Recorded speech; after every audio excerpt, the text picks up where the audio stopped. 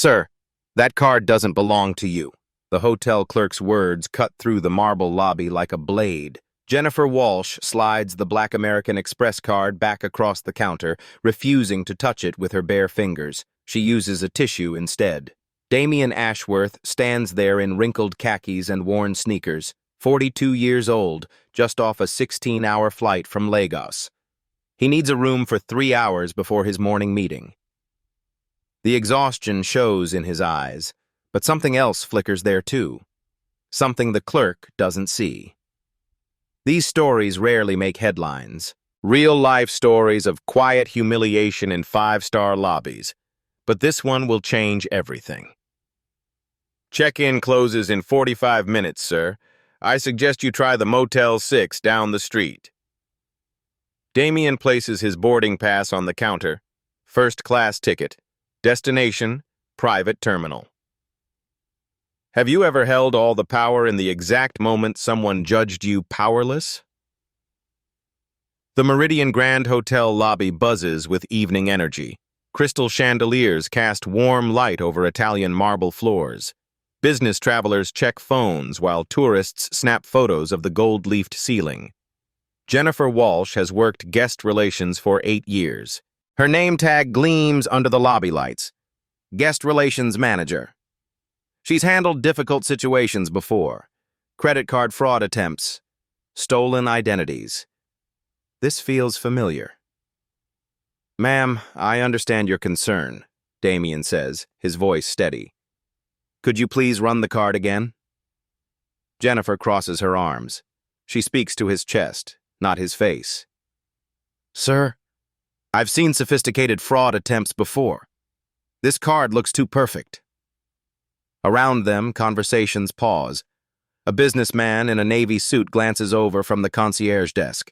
2 women near the elevator stop scrolling their phones. The lobby's ambient noise shifts, people sensing conflict. Damian's phone buzzes against the marble counter. The screen lights up. Bloomberg terminal notification. Stock prices flash across the display. He turns it face down quickly, but not before Jennifer notices the app icon. Are you some kind of day trader? She asks, suspicion creeping into her voice. I work in development. Damian's response is measured. No elaboration. Jennifer's colleague, a young man with styled hair, leans over. Everything okay, Jen? Possible fraud situation, she whispers, loud enough for nearby guests to hear. The words ripple through the lobby like a stone dropped in still water. A woman near the bar turns completely around. Her phone comes up, camera app opening. She starts recording. Ma'am, Damian says, pulling a leather portfolio from his travel bag. The portfolio bears small embossed letters, ADI Industries. The lettering is subtle, expensive. Jennifer doesn't notice.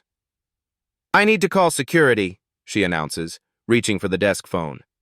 That won't be necessary. Damian's tone remains calm. May I speak with your general manager?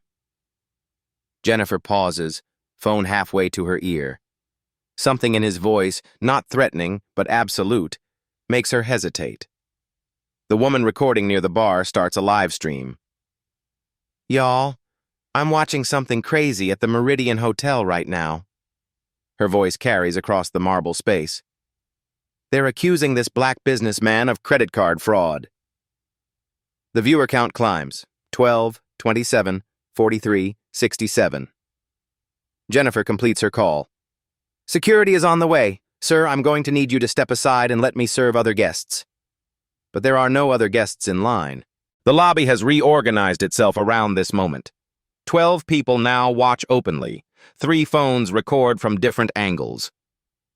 Damian checks his watch, a subtle movement, barely noticeable. The timepiece catches light briefly, expensive but worn under his sleeve, hidden until now. I understand you're following protocol, he says. I respect that. His calm unsettles Jennifer more than anger would. She expected pushback, arguments, the usual fraud suspect behavior. Instead, she faces quiet dignity. Security guard Marcus Rivera appears from the elevator bank. Hand on his radio, he approaches with practiced authority. Good evening. I understand there's a situation. This gentleman presented what appears to be a fraudulent black card, Jennifer explains. I've never seen a real one, but this seems suspicious. Marcus examines Damien with professional assessment. Wrinkled clothes, tired eyes, expensive phone, cheap sneakers, the contradictions don't add up cleanly. Sir, do you have additional identification? Damien produces his driver's license. New York State, current address, clear photo. Marcus studies it carefully. The card and ID match, Marcus tells Jennifer. But look at him, Jennifer protests, her voice dropping to a whisper that carries perfectly in the marble acoustics. Does he look like someone who carries a $100,000 credit line? The live stream viewer count hits 156. Comments pour in. This is exactly what we mean. Another day, another discrimination. Record everything. Damien's phone buzzes again. This time he glances at the message. Board meeting moved to 6 a.m. Meridian decision final. He responds with a simple thumbs-up emoji. Jennifer notices his phone activity. Sir, are you communicating with accomplices? The question hangs in the air like smoke. Even Marcus shifts uncomfortably. I'm responding to work messages, Damien replies. What kind of work? Development. Jennifer's frustration builds. His non-answers feel evasive, confirming her suspicions. She doesn't realize he's being literally truthful, just not detailed. The live stream viewer count passes 200. The woman recording starts narrating, Security is here now. They're treating this man like a criminal for trying to check into a hotel. A hotel guest approaches Marcus. Excuse me, but this seems excessive. The man has matching ID. Jennifer spins around. Sir, this doesn't concern you. Actually, it does, the guest replies. We're all watching this unfold. It's uncomfortable. More guests murmur agreement. The lobby's energy shifts from curiosity to judgment, not of Damien, of the hotel staff. Jennifer feels cornered by the growing audience. She doubles down. I'm protecting this establishment from fraud. That's my job. Ma'am, Damien says quietly, I've presented valid identification and a valid payment method. What additional documentation would satisfy your concerns? The question is perfectly reasonable. Jennifer realizes she doesn't have a good answer. Protocol says matching ID should suffice. But something about this situation feels wrong to her, though she can't articulate what. Marcus senses the growing tension. Maybe we should call the general manager. Jennifer nods quickly. I already did. He's on his way down. Damien's phone shows 8:47 p.m. His meeting is at 6 a.m. The math of rest and preparation runs through his mind, but his expression reveals nothing. The live stream hits 300 viewers. Comments flood in from around the country. I've stayed at Meridian hotels. Never again after this. Somebody better get fired. The story is writing itself in real time, broadcast to hundreds of strangers who will remember this moment long after Damien checks out. Sir, that card doesn't belong to you. The hotel clerk's words cut through the marble lobby like a blade. Jennifer Walsh slides the Black American Express card back across the counter, refusing to touch it with her bare fingers. She uses a tissue instead.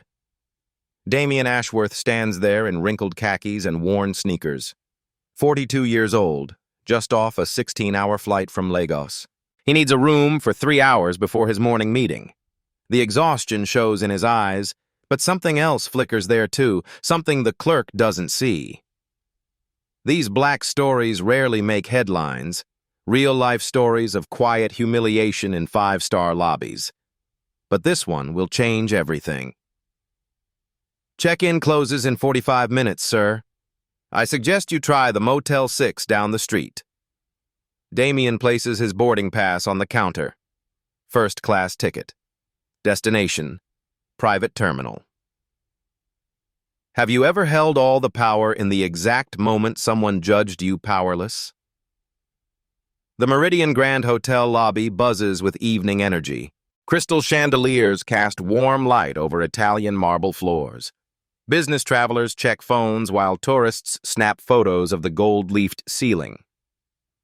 Jennifer Walsh has worked guest relations for 8 years. Her name tag gleams under the lobby lights. Guest Relations Manager. She's handled difficult situations before. Credit card fraud attempts, stolen identities. This feels familiar. "Ma'am, I understand your concern," Damien says, his voice steady. "Could you please run the card again?" Jennifer crosses her arms. She speaks to his chest, not his face. "Sir, I've seen sophisticated fraud attempts before. This card looks too perfect." Around them, conversations pause. A businessman in a navy suit glances over from the concierge desk. 2 women near the elevator stop scrolling their phones. The lobby's ambient noise shifts, people sensing conflict.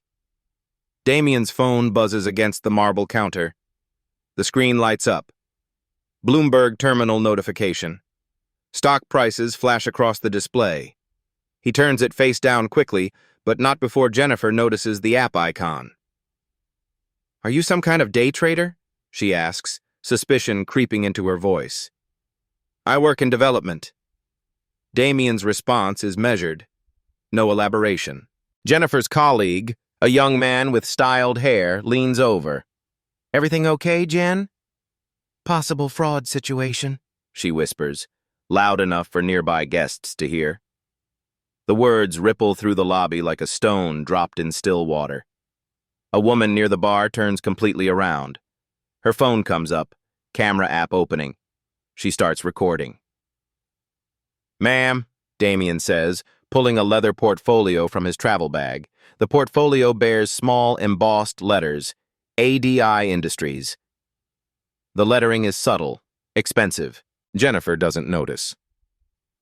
"I need to call security," she announces, reaching for the desk phone. "That won't be necessary." Damien's tone remains calm.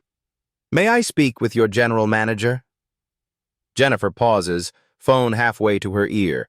Something in his voice, not threatening but absolute, makes her hesitate. The woman recording near the bar starts a live stream. "Y'all, I'm watching something crazy at the Meridian Hotel right now." Her voice carries across the marble space. "They're accusing this black businessman of credit card fraud." The viewer count climbs, 12, 27, 43, 67. Jennifer completes her call. "Security is on the way. Sir, I'm going to need you to step aside and let me serve other guests." But there are no other guests in line. The lobby has reorganized itself around this moment. 12 people now watch openly. 3 phones record from different angles. Damien checks his watch. A subtle movement, barely noticeable. The timepiece catches light briefly. Expensive, but worn under his sleeve, hidden until now. "I understand you're following protocol," he says. "I respect that." His calm unsettles Jennifer more than anger would. She expected pushback, arguments, the usual fraud suspect behavior. Instead, she faces quiet dignity. Security guard Marcus Rivera appears from the elevator bank. Hand on his radio, he approaches with practiced authority. "Good evening. I understand there's a situation." "This gentleman presented what appears to be a fraudulent black card," Jennifer explains. "I've never seen a real one, but this seems suspicious." Marcus examines Damien with professional assessment. Wrinkled clothes, tired eyes, expensive phone, cheap sneakers. The contradictions don't add up cleanly. "Sir, do you have additional identification?" Damien produces his driver's license. New York State, current address, clear photo. Marcus studies it carefully. "The card and ID match," Marcus tells Jennifer. "But look at him," Jennifer protests, her voice dropping to a whisper that carries perfectly in the marble acoustics. "Does he look like someone who carries a $100,000 credit line?" The live stream viewer count hits 156. Comments pour in. "This is exactly what we mean." Another day, another discrimination. Record everything. Damien's phone buzzes again. This time he glances at the message. Board meeting moved to 6 a.m. Meridian decision final. He responds with a simple thumbs-up emoji. Jennifer notices his phone activity. Sir, are you communicating with accomplices? The question hangs in the air like smoke. Even Marcus shifts uncomfortably. I'm responding to work messages, Damien replies. What kind of work? Development. Jennifer's frustration builds. His non-answers feel evasive, confirming her suspicions. She doesn't realize he's being literally truthful, just not detailed. The live stream viewer count passes 200. The woman recording starts narrating. Security is here now. They're treating this man like a criminal for trying to check into a hotel. A hotel guest approaches Marcus. Excuse me, but this seems excessive. The man has matching ID. Jennifer spins around. Sir, this doesn't concern you. Actually, it does, the guest replies. We're all watching this unfold. It's uncomfortable. More guests murmur agreement. The lobby's energy shifts from curiosity to judgment. Not of Damien, of the hotel staff. Jennifer feels cornered by the growing audience. She doubles down. I'm protecting this establishment from fraud. That's my job. Ma'am, Damien says quietly. I've presented valid identification and a valid payment method. What additional documentation would satisfy your concerns? The question is perfectly reasonable. Jennifer realizes she doesn't have a good answer. Protocol says matching ID should suffice. But something about this situation feels wrong to her, though she can't articulate what. Marcus senses the growing tension. Maybe we should call the general manager. Jennifer nods quickly. I already did. He's on his way down. Damien's phone shows 8:47 p.m. His meeting is at 6 a.m. The math of rest and preparation runs through his mind, but his expression reveals nothing. The live stream hits 300 viewers. Comments flood in from around the country. I've stayed at Meridian hotels. Never again after this. Somebody better get fired. The story is writing itself in real time, broadcast to hundreds of strangers who will remember this moment long after Damien checks out. The elevator chimes. General Manager Robert Chen emerges, his polished shoes clicking against marble. 23 years in hospitality management, he's seen every crisis. His expression is professionally neutral, but his quick pace betrays urgency. Good evening, Chen says, assessing the scene. I'm Robert Chen, General Manager. What seems to be the problem? The live stream viewer count reads 423. The woman recording adjusts her angle to capture Chen's arrival. Chat comments accelerate. Here comes the manager. This better get resolved. Recording everything. Jennifer launches into explanation. Mr. Chen, this guest presented a suspicious Black American Express card. I've never seen a legitimate one, and his appearance doesn't match the typical cardholder profile. Chen examines the card under the lobby's bright lights. The weight feels right. The embossing is precise. Holographic elements shift correctly when tilted. This appears authentic, Jennifer. But sir, Jennifer insists, look at his clothes. His shoes. Would someone with $100,000 credit limit dress like that? Damien's jaw tightens almost imperceptibly. A flash of something dangerous crosses his eyes before the calm mask returns. Chen notices the reaction. In hospitality, reading micro-expressions is survival. Sir, I apologize for the inconvenience. Let me personally verify this with American Express. He dials the number on the back of the card. Speakerphone carries his conversation across the marble space. American Express Centurion Customer Service, this is David. How may I assist you? This is Robert Chen, General Manager of Meridian Grand Hotel. I need to verify a card for guest check-in. Certainly. Please provide the card number. Chen reads the digits slowly. The live stream captures every number, a privacy violation that will matter later. One moment, please. Hold music fills the lobby. Vivaldi's Four Seasons, ironically appropriate. Marcus keeps his hand near his radio. Hotel security protocol suggests de-escalation, but the growing crowd makes him nervous. 17 people now watch openly. 4 phones record from different positions. "Sir," David returns, "I can confirm this is a valid Centurion card registered to—" Pause. "I need to speak directly with the card holder for additional verification." Chen extends the phone toward Damien. "They need to verify with you directly." Damien takes the phone. "Good evening, David. This is Damien Ashworth." "Good evening, Mr. Ashworth. Can you please confirm your date of birth and the security code on the back of your card?" Damien provides both without hesitation. The lobby holds its breath. "Thank you, Mr. Ashworth. Your account is in excellent standing. Is there anything else I can assist with today?" "Actually, yes," Damien says, his voice carrying clearly. "Could you please note in my account that I was questioned about card authenticity at the Meridian Grand Hotel this evening? I'd like this interaction documented." Silence. Even the hold music seems to pause. "Certainly, sir. I've added a detailed note to your account. Will you be disputing any charges related to this incident?" "Not at this time." Chen's face drains slightly. Account notes become permanent records. Corporate liability flags start waving in his mental periphery. Damien hands the phone back to Chen. David's voice crackles through the speaker. "Sir, this customer has been verified. Is there anything else?" Chen fumbles for words. "No, that's all. Thank you."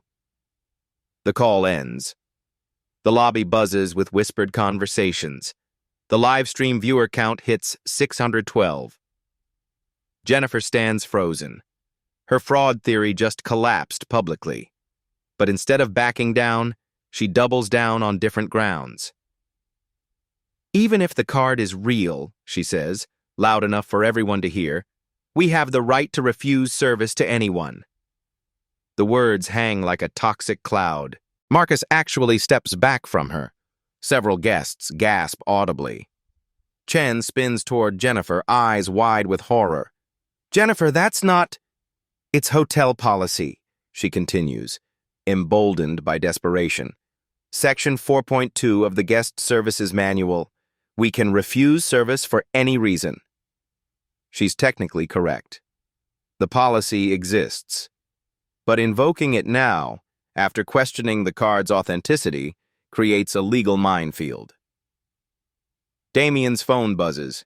He glances at the screen. WSJ reporter wants comment on Meridian Hotel incident. Trending #Meridian discrimination. The story has escaped the lobby. 600 viewers became 6,000 shares. Social media algorithms detect engagement and amplify the signal. "Ma'am," Damien says, his voice quieter than before, "could you please clarify which specific policy violation justifies service refusal?" It's a trap question. Jennifer realizes too late. "You're being argumentative. I've asked reasonable questions and provided requested documentation." Chen intervenes quickly. "Sir, please accept my apologies. We'll get you checked in immediately." But Damien doesn't move toward the registration desk. Instead, he opens his leather portfolio, the one with ADI Industries embossed on the cover. "Before we proceed," he says, removing a single document, "I have a question for you, Mr. Chen." The paper is thick, expensive. Legal letterhead is visible even from a distance. Chen takes it with trembling fingers. His eyes scan the document. Color drains from his face like water from a broken dam. "This is—" Chen's voice cracks. "This is a merger proposal." "Acquisition," Damien corrects gently. "My company is considering purchasing additional shares in Meridian Hotel Group." The lobby falls completely silent. Even the background jazz seems to fade. Jennifer doesn't understand the implications. "So what? That doesn't change anything." Chen turns to her with pure panic. "Jennifer, please stop talking." But she's beyond stopping. "I don't care if he owns stock. He still doesn't look like he belongs here." The final nail. the statement that will end her career and change company policy forever. Damien carefully places the document back in his portfolio. Mr. Chen, I appreciate your professionalism this evening. The situation has been illuminating. Chen recognizes a corporate death sentence being pronounced in calm tones. The live stream reaches 847 viewers. Chat comments explode. Did he just say acquisition? This man owns the hotel? Jennifer is done. Damien checks his watch. 9:15 p.m. I no longer require accommodation tonight. I'll be staying elsewhere. He turns toward the exit, then pauses. Mr. Chen, you'll be hearing from my legal team regarding tonight's documentation requirements.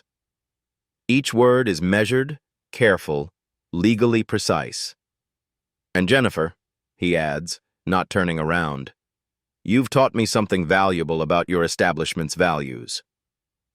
Marcus steps aside as Damien walks toward the lobby exit. The crowd parts like the Red Sea. The woman live streaming follows his movement with her camera. Y'all, I think we just watched someone very powerful get discriminated against. This is going to be huge. As the glass doors close behind Damien, the lobby erupts in conversations. Chen pulls out his phone, speed dialing corporate headquarters. Jennifer stands alone at her registration desk, finally understanding that something massive just happened, but she still doesn't grasp what. Outside, Damien gets into a black sedan that was waiting at the curb. The license plate reads ADI001. The live stream ends with 1,247 viewers and the hashtag #MeridianGate starting to trend nationwide. Inside the lobby, Chen's phone call begins. We have a code red situation. I need legal and PR on conference immediately. The night is about to get very long for everyone still inside the Meridian Grand Hotel. The black sedan glides through Manhattan traffic at 9:32 p.m. Damien sits in the back seat, phone pressed to his ear. The city lights blur past tinted windows as he speaks in measured tones. Margaret, it's Damien. We need to move the board meeting to tonight. Margaret Thornton, CEO of Meridian Hotel Group, sounds groggy. Damien, it's nearly 10 o'clock. The meeting isn't until 6 a.m. Plans have changed.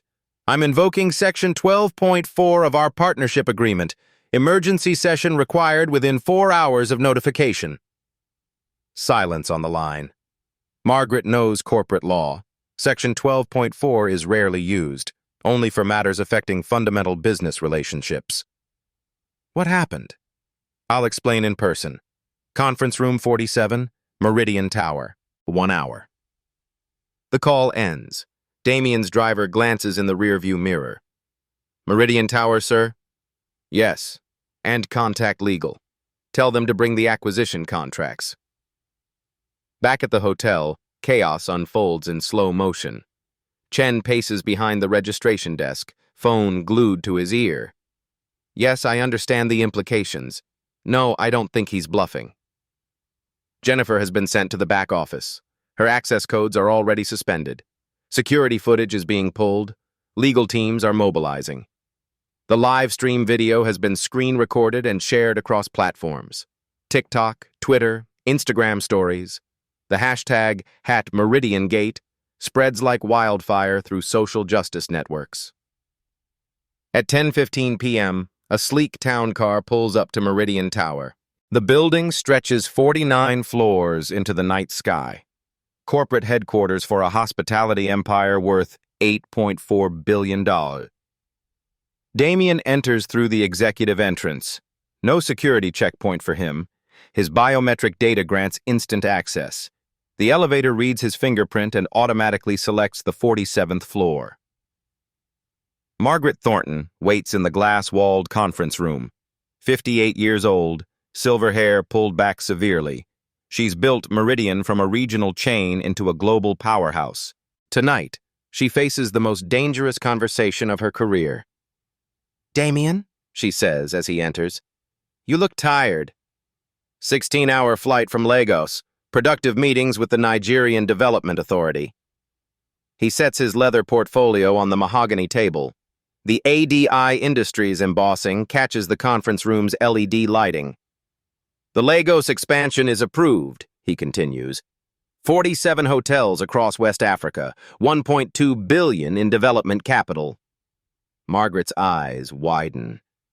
ADI Industries has been Meridian's development partner for 8 years. The Lagos project represents their largest international venture. That's incredible news, she says. The board will be thrilled. Actually, Damien says, opening his portfolio, that's why we need to talk. Legal counsel arrives. Patricia Wells, senior partner at Morrison & Associates. She carries a briefcase that contains Damien's corporate arsenal. Patricia, Margaret nods. I wasn't expecting legal counsel. Emergency session protocols, Damien explains, required when discussing fundamental partnership changes. Patricia places 3 documents on the table: corporate agreements, financial statements, legal notifications, the paper trail of power. Margaret, Damien begins. How familiar are you with your hotel operations? I oversee strategic direction. Day-to-day operations fall to regional managers. Including guest services? A warning bell chimes in Margaret's mind. What happened, Damien? Instead of answering, Damien opens his phone. The live stream video plays on the conference room's wall display. Jennifer's voice fills the space. Sir, that card doesn't belong to you. Margaret watches in growing horror. Her company's discrimination plays in high definition.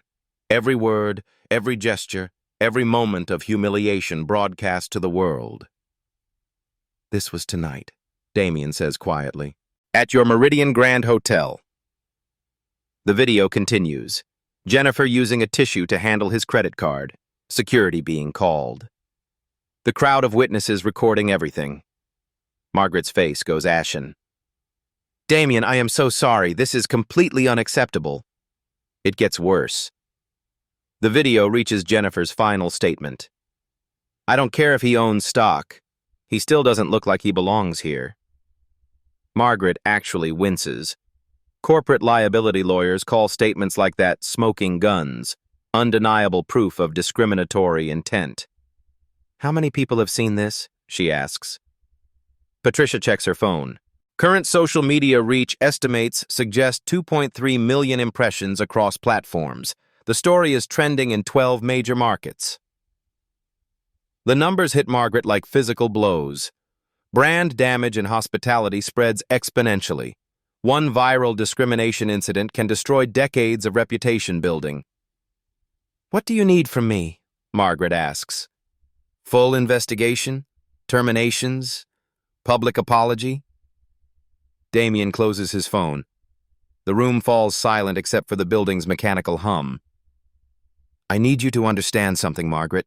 Tonight wasn't just about hotel service. It was about dignity. He pulls out a second document. Patricia nods. This is the moment they've prepared for. This is ADI Industries' current stake in Meridian Hotel Group, Damien says, sliding the paper across the table. Margaret reads the document. Her hands start shaking.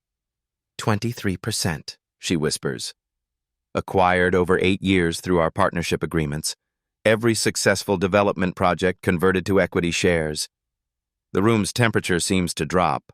Margaret realizes she's been building her empire with Damien's capital, gradually ceding control without understanding the implications. You're my largest shareholder, she says, the words barely audible. Largest individual shareholder, Damien corrects, but not controlling interest, yet. Patricia places the third document on the table. Heavy legal paper, corporate seals, signature pages. This is our acquisition offer for an additional 31% of Meridian Hotel Group, Damien explains. $1.2 billion. It would give ADI controlling interest. Margaret stares at the contract. The mathematics are brutal and beautiful. $1.2 billion for corporate control of an $8.4 billion company. Below market pricing that reflects Meridian's current vulnerability. The board meets in 6 hours to discuss this offer, Damien continues. Tonight's incident will factor heavily into their decision-making process. You're leveraging the discrimination against us, Margaret realizes. I'm leveraging the truth about your company culture. Patricia opens her briefcase and removes a tablet. We've documented 17 similar incidents across Meridian properties in the past 2 years. Tonight's live stream wasn't an anomaly, it was a pattern. The tablet displays a spreadsheet.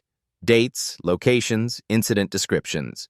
Each row represents a touching story of discrimination. Real-life stories that never made headlines because the victims lacked Damien's resources. Phoenix, March 2023. Black family questioned about pool access despite showing room keys. Chicago, August 2023. Black businessman denied restaurant reservation despite availability. Miami, January 2024. Black wedding party charged security deposits not required for white events. Each incident meticulously documented. Legal liability exposure calculated at $15 to $30 million per case. Margaret scrolls through the data with growing dread. How did you gather all this? Social media monitoring, legal settlements, customer complaints, your own corporate records. The pattern is undeniable. Systemic discrimination hiding behind individual misunderstandings. The question, Damien says, is what happens next? He checks his watch. 10:47 p.m. Your board meets at 6 a.m. They'll vote on our acquisition offer. Tonight's viral incident will influence their decision. Margaret's mind races through scenarios. Accept the buyout and lose control of her life's work. Reject it and face public relations disaster plus legal exposure. What are you asking for? She whispers. Justice, Damien replies. And change. Patricia slides another document across the table. Alternative proposal. ADI Industries withdraws the acquisition offer in exchange for comprehensive corporate reforms. Margaret reads the terms. Mandatory bias training, diversity quotas, third-party discrimination monitoring, $50 million fund for affected customers. These changes would cost millions, she protests. Less than losing your company, Damien observes. The conference room falls silent. Through the floor-to-ceiling windows, Manhattan glitters with indifferent beauty. Millions of people sleep peacefully while corporate titans negotiate the price of dignity. Margaret's phone buzzes. Text message from her communications director. Hashtag Meridian Gate trending worldwide. CNN wants statement by midnight. The world is watching, Damien says, noticing her phone. Your next decision defines Meridian's legacy. Patricia checks her own device. Twitter activity suggests this story will be front-page news tomorrow. Business section at minimum, possibly main headlines. Margaret realizes the mathematical brutality of her situation. Fight Damien and face public destruction. Surrender to him and survive diminished but intact. How do I know you won't use tonight's incident against us regardless? She asks. Damien's expression softens slightly. Because my goal isn't revenge, Margaret. It's prevention. I want to ensure no one else experiences what I did tonight. He stands and walks to the window. The city spreads below like a circuit board of light. Jennifer Walsh called security because she couldn't imagine a black man legitimately carrying wealth. Your company trained her to think that way. Margaret joins him at the window. She acted on her own prejudices, enabled by corporate culture that rewards vigilance over hospitality. The truth cuts deep. Meridian's training emphasizes fraud prevention over guest dignity. The metrics reward suspicion over service. If I agree to your reforms, Margaret says, do I have your word that tonight's incident won't be used in future negotiations? Damien turns from the window. You have my word. But the world will remember what happened. I can't control that. Patricia clears her throat. We need a decision soon. Media pressure will intensify over the next few hours. Margaret looks at the 3 documents on the table. the discrimination evidence, the acquisition offer, the reform proposal, 3 paths to 3 different futures. At 11:23 p.m., she picks up her pen. "I choose change," she says, signing the reform agreement. Damien nods with quiet satisfaction. "Thank you, Margaret. You're saving your company." But he doesn't reveal his final card yet. The Lagos development deal, worth $1.2 billion in revenue, still hangs in the balance. That negotiation will come tomorrow. Tonight, justice takes the first step towards systemic change. The Meridian Tower boardroom occupies the entire 49th floor. Floor-to-ceiling windows offer a commanding view of Manhattan at dawn. The conference table stretches 20 feet, crafted from single-piece ebony that cost more than most people's homes. At 5:47 a.m., 11 board members gather around the table. These are titans of industry, hedge fund managers, real estate moguls, hospitality veterans. Combined net worth exceeds $40 billion. Margaret Thornton sits at the head of the table, exhaustion etched in every line of her face. She's had 13 minutes of sleep since signing Damien's reform agreement 5 hours ago. Damien enters precisely at 6 o'clock a.m. He's changed clothes. Gone are the wrinkled khakis and worn sneakers. Now he wears a charcoal Tom Ford suit, Italian leather shoes, platinum cufflinks that catch the morning light. The transformation is deliberate. Yesterday's tired traveler has become today's corporate predator. "Good morning," he says, taking his seat at Margaret's right hand. The symbolism isn't lost on anyone. Right-hand positioning signals partnership, not conquest. Patricia Wells arranges documents with military precision. Legal contracts, financial statements, discrimination evidence. The paper arsenal that could destroy or reshape Meridian Hotel Group. Board member Harrison Webb, 73 years old and worth $3.2 billion, speaks first. "Damien, we appreciate you calling this emergency session. Margaret briefed us on last night's incident." "Incident?" Damien's voice carries gentle correction. "Mr. Webb, what happened last night was systematic discrimination broadcast to 2.3 million viewers. Incident suggests isolated occurrence." Webb shifts uncomfortably. He's used to controlling conversations through age and wealth. Damien's calm authority unsettles him. "Of course," Webb backpedals. "Poor choice of words." Margaret activates the room's display system.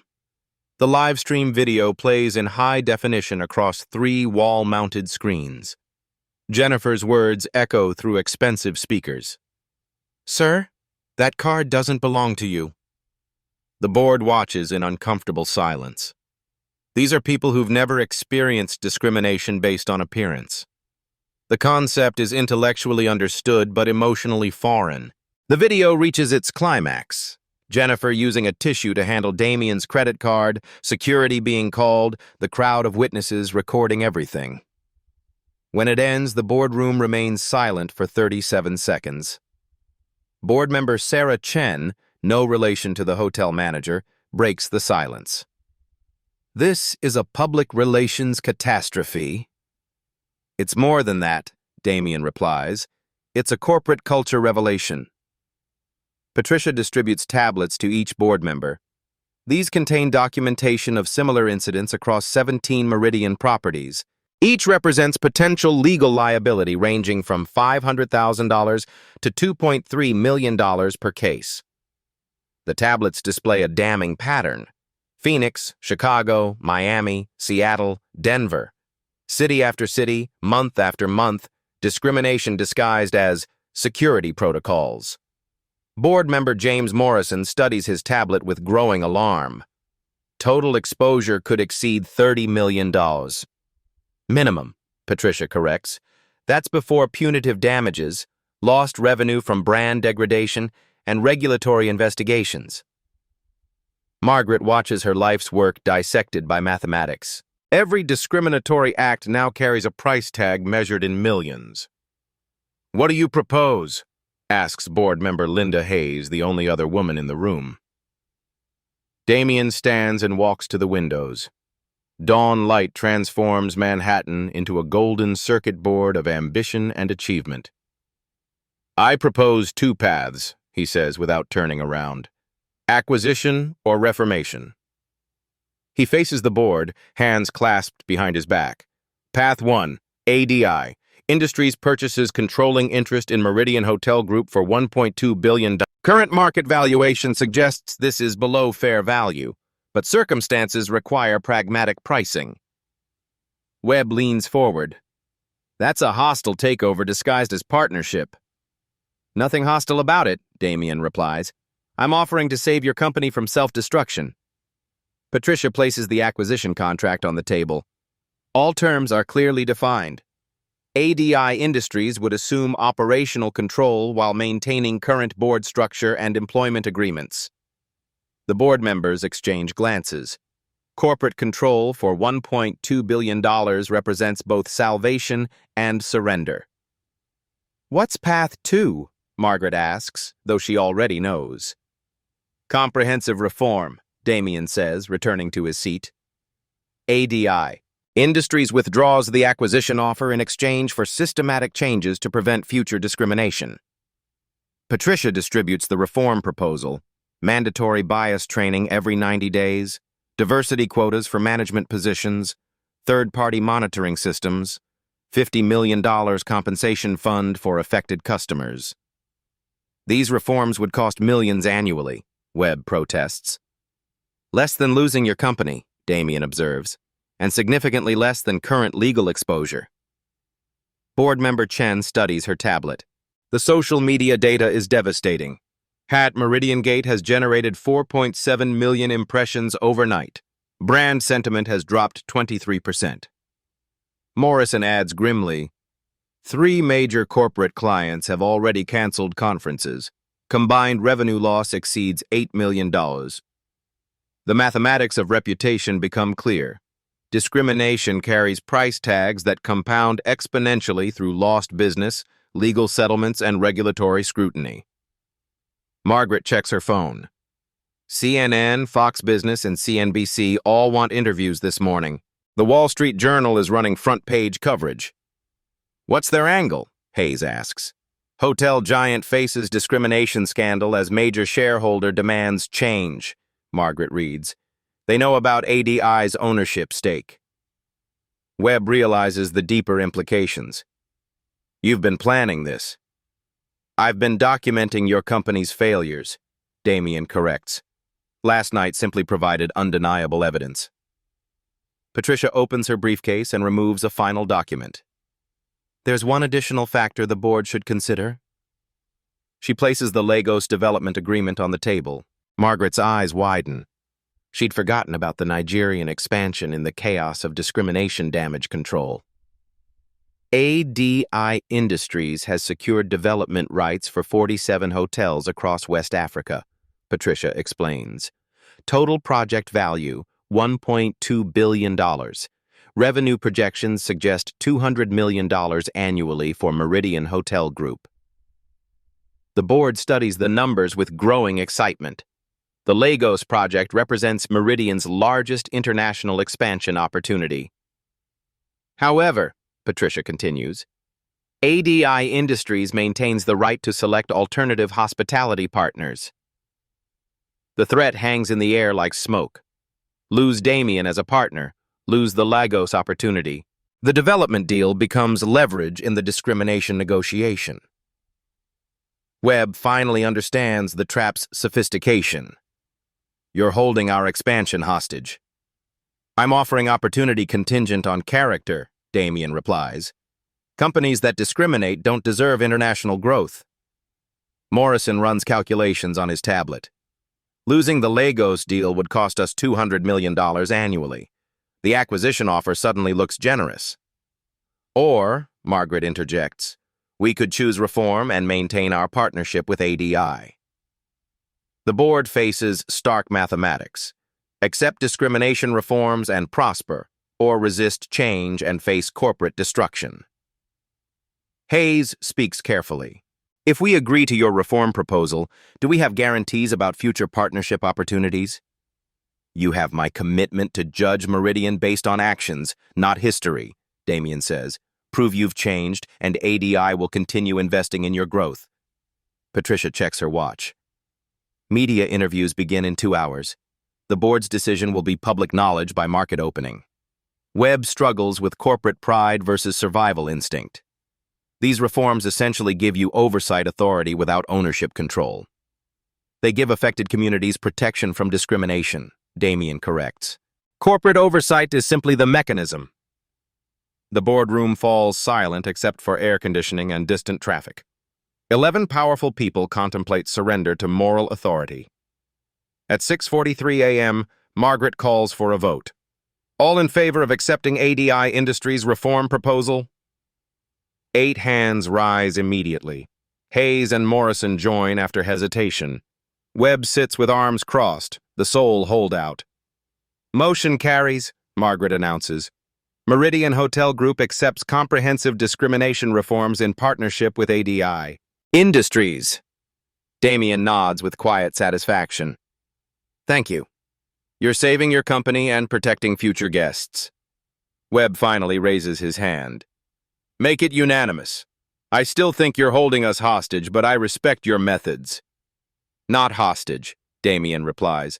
Partnership with conditions. Character-based capitalism. Patricia begins collecting documents.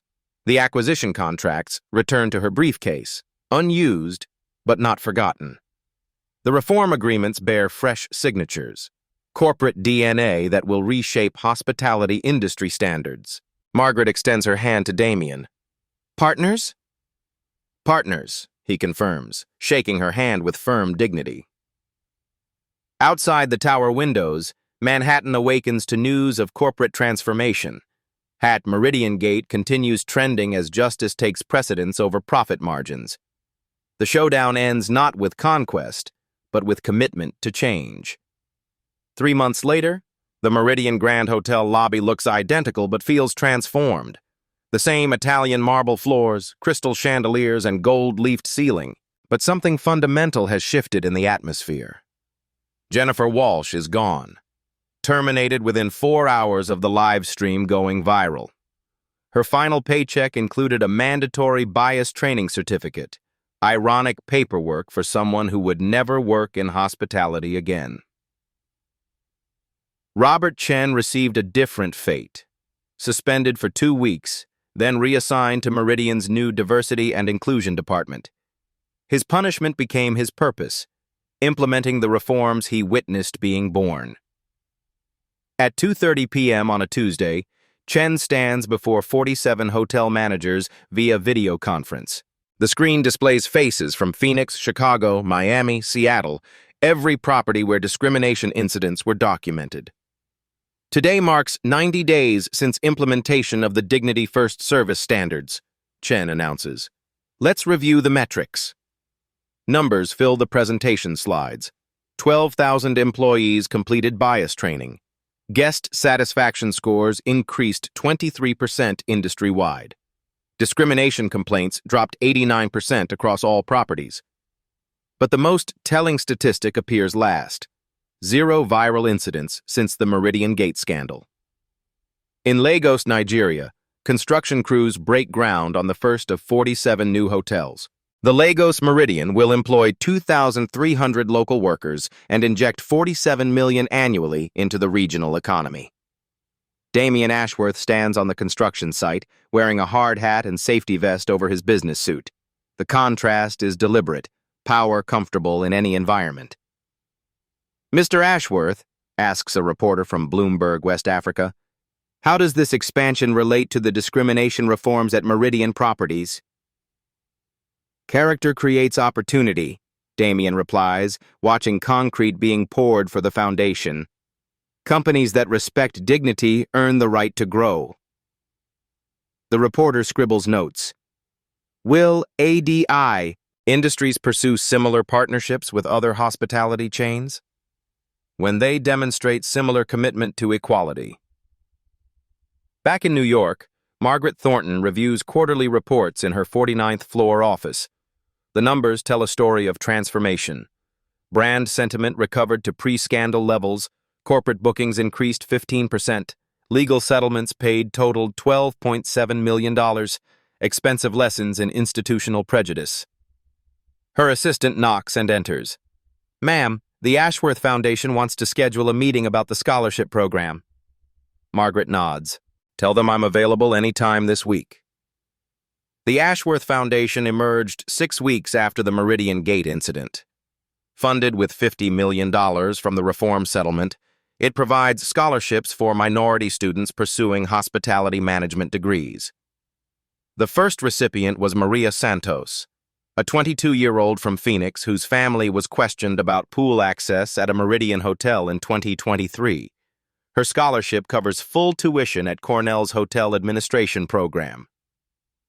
"I want to make sure this never happens to anyone else," Maria told the scholarship committee. "Hotels should welcome everyone." At the Foundation's headquarters, Damien reviews applications from 847 students across 37 states. Each application represents a life story of resilience, ambition, and hope despite systemic barriers. His assistant, Patricia Wells's daughter Sarah, handles the logistics. "We've received partnership offers from Hilton, Marriott, and Intercontinental. They want similar reform programs." "Schedule meetings," Damien says. "Change spreads through example, not force." The ripple effects extend beyond hospitality. Harvard Business School now teaches a case study called The Meridian Moment, Leveraging Crisis for Systemic Change. Students analyze how Damien transformed personal humiliation into industry-wide transformation.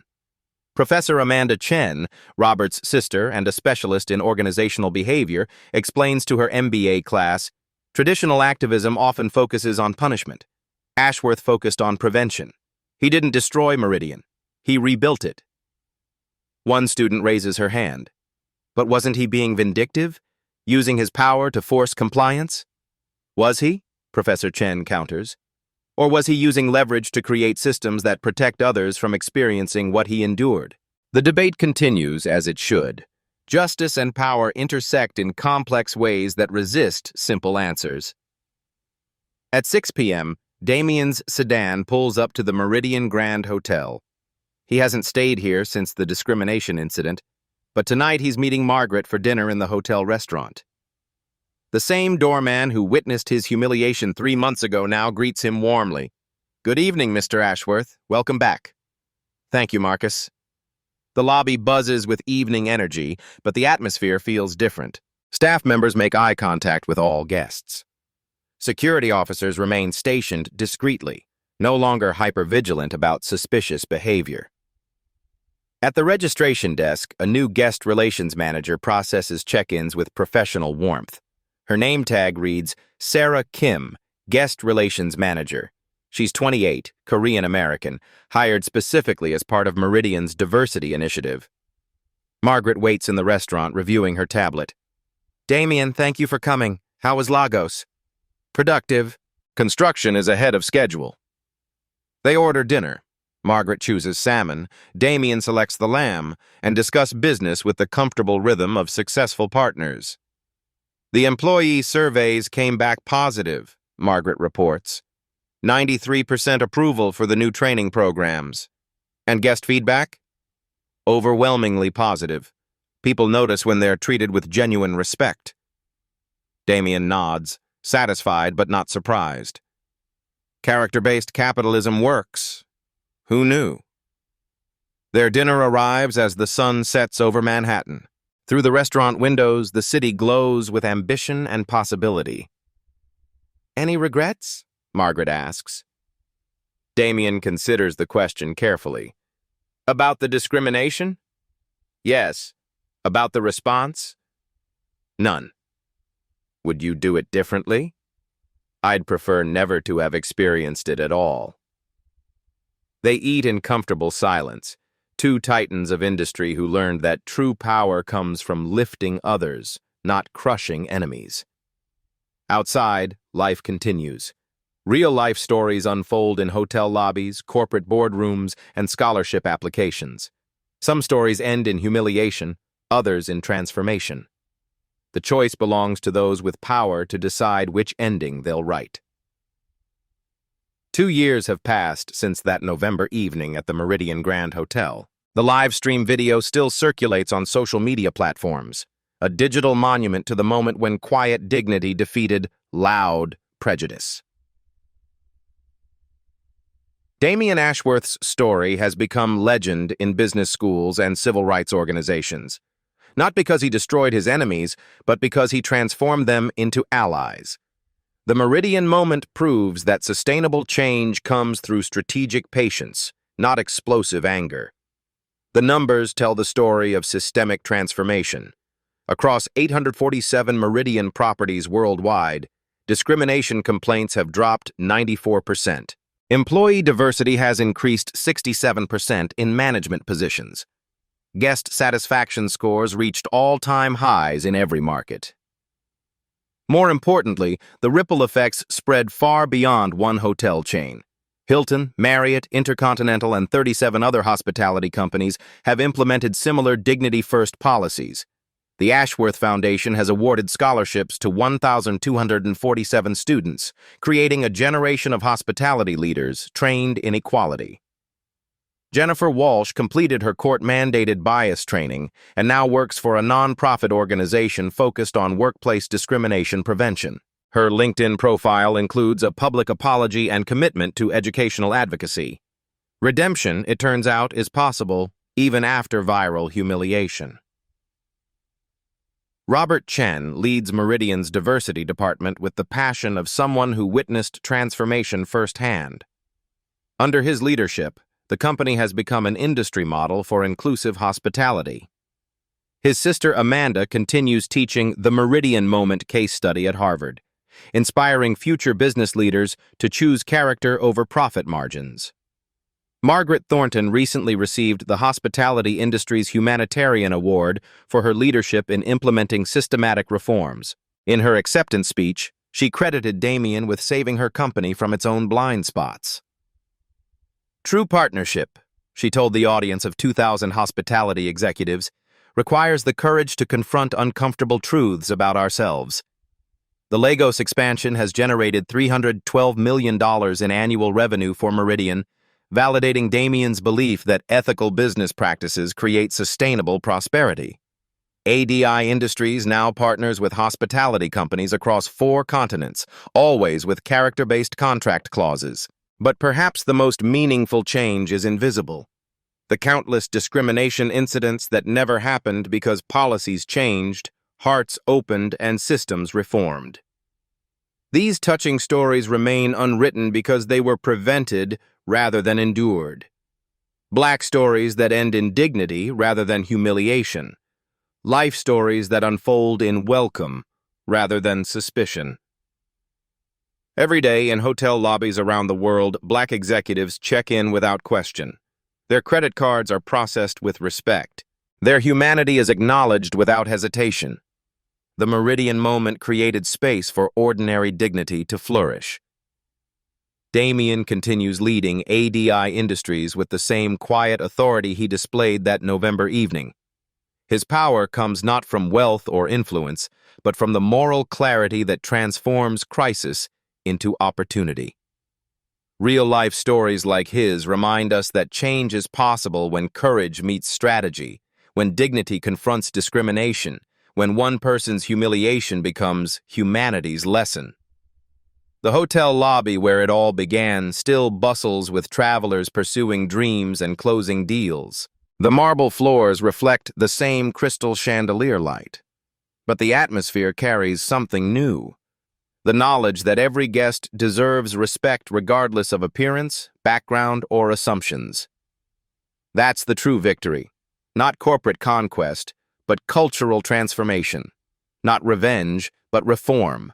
Not destruction, but dignity for all. Have you witnessed discrimination in hotels, restaurants, or retail spaces? Share your story in the comments below. Your experience could prevent someone else's humiliation and inspire systematic change. Subscribe for more stories of quiet power overcoming loud prejudice. Together, we transform injustice into justice, one touching story at a time. Because every person deserves dignity.